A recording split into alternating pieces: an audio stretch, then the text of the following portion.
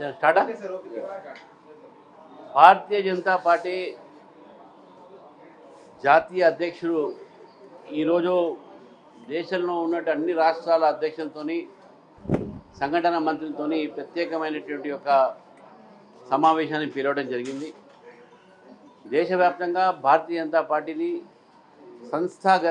సంస్థాగతంగా బలోపేతం చేయడం అనేది ఒక వ్యక్తి అయితే, రేపు త్వరలోనే ఎన్నికలు జరగబోయే రాష్ట్రాల్లో ఏ విధంగా మనము వ్యవహరించాలి, ఏ విధంగా మన అధికారంలో రావడానికి ప్రయత్నం చేయాలి, కార్యక్రమాలు చేయాలి అనేటువంటి మార్గదర్శనం కూడా ఇవ్వడం జరుగుతుంది.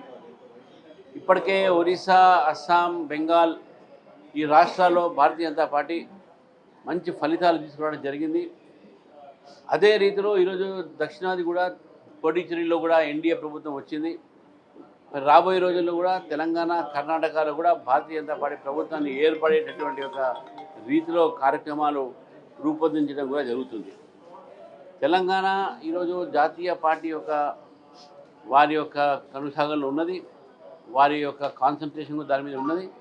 కాబట్టి ఈరోజు ఒక సమావేశం తర్వాత తప్పకుండా మాకు దిశానిర్దేశం ఇస్తారని చెప్పేసి భావిస్తూ ఉన్నాను. రేపు 2వ తారీఖు నాడు తెలంగాణ ఆవిర్భావ దినం నాడు ఢిల్లీలో ఇక్కడ కూడా ఒక పెద్ద ఎత్తున ఇక్కడ తెలంగాణ వాసులతో తెలంగాణ ఫార్మేషన్ డేని ఇక్కడ జరుపుకుంటాం. దానికి మా జాతీయ అధ్యక్షుడు నితిన్ నవీన్ గారు వస్తారు.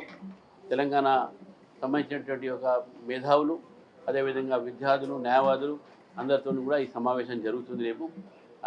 ఆ విషయంలో ఈ 2 రోజులు నా ఢిల్లీ పర్యటన కూడా ఆ సందర్భంగా ఈరోజు నేను వచ్చానని చెప్పేసి కూడా తెలియజేస్తాను. త్వరలోనే కేంద్ర కమిటీ కూడా వేసేటటువంటి అవకాశం ఉంది. దీనికి సంబంధించి ఏమైనా స్టేట్ నుంచి ప్రపోజల్స్ ఇట్లాంటి చర్చ ఏమైనా జరుగుతుందా? స్టేట్ నుంచి వాళ్ళు అడుగుతారు పేర్లు మా ఆర్గనైజ్ సెక్రటరీ గారు పంపిస్తారు. అది నిర్ణయం అది జాతీయ అధ్యక్షుడి చేతిలో ఉంటుంది, ఎవరు చేస్తారు ఏంది అనేది.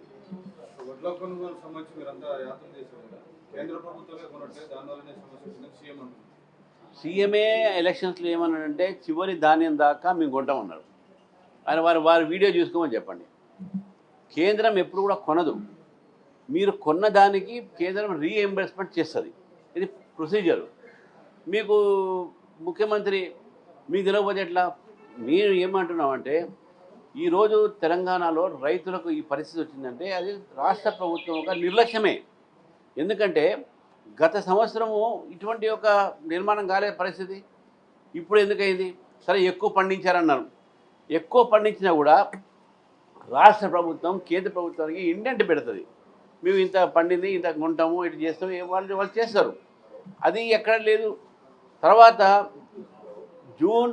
మార్చి 25వ తారీఖు నాడు కొనుగోలు మొదలు పెట్టాల్సినటువంటి ఒక ఈ కేంద్రాలలో ఏప్రిల్ 25వ తారీఖు నాడు మొదలుపెట్టారు. అంటే ఒక నెల ఆలస్యం. దానివల్ల ధాన్యం అంతా కూడా రైతులు ఐక్యపై కేంద్రాల్లో అగ్రికల్చర్ మార్కెట్లో అక్కడ కుప్పలుగా పడి ఉన్నది. ఈ నెల రోజు పట్టించుకోలేదు ప్రభుత్వం. ఎప్పుడైతే భారతీయ జనతా పార్టీ రంగంలో దిగిందో ఇప్పుడు లారీలు తీసుకొచ్చి దాన్ని షిఫ్ట్ చేసి రైస్ మిల్ దగ్గర పెడతా ఉన్నారు.